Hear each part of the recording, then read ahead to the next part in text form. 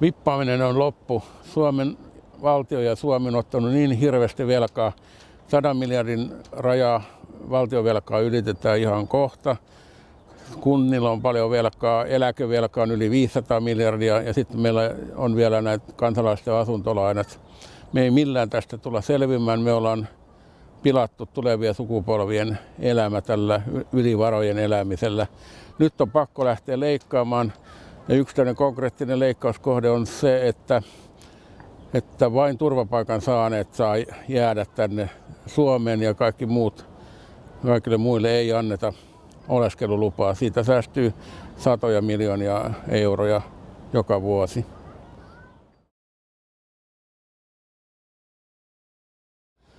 Suomesta on tullut tämmöinen byrokratiavaltio, jossa jokaista ihmistä vahditaan.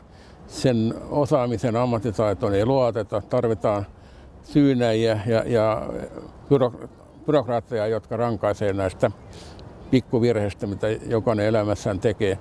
Jos me purettaisiin sitä byrokratiaa oikein kovalla kädellä, niin me saataisiin tänne satoja tuhansia uusia työpaikkoja ja me saataisiin ihmisille mahdollisuus elää omin käsin, oman käden työllä, yksin yrittämällä.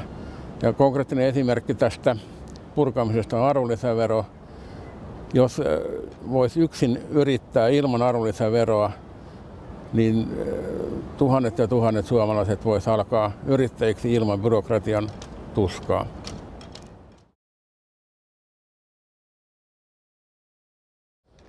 Jos suomalainen haluaa euron, niin on paljon helpompi säästää se euro kuin tienata se.